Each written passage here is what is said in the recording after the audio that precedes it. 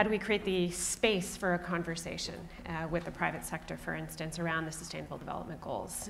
The UN isn't necessarily inherently a networked environment for that kind of a conversation. And to be fair, that makes sense, right? It was created to be a statist organization.